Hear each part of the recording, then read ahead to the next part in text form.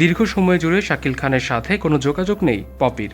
এক সময় দুজনের প্রেম নিয়ে ঢাকায় চলচ্চিত্রাঙ্গনে কম আলোচনা হয়নি। এদেশের দর্শকদেরও সরব সমর্থন ছিল তাদের প্রতি। ভক্তরা চেয়েছিলেন রিল লাইফ থেকে বেরিয়ে রিয়েল লাইফেও যেন তারা একত্রে থাকেন। সে আশায় অবশ্য ঘুরে বালি।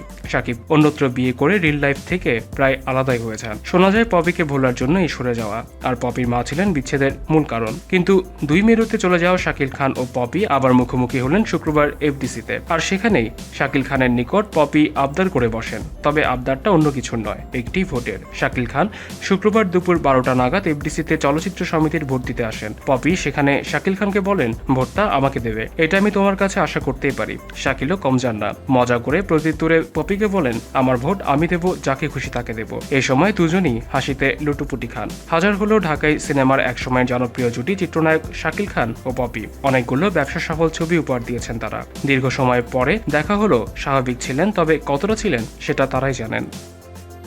এলটিভির সাথে থাকার জন্য সবাইকে ধন্যবাদ। বিনোদন জগতের সর্বশেষ সব খবরের আপডেট পেতে আমাদের সাবস্ক্রাইব করতে ভুলবেন না।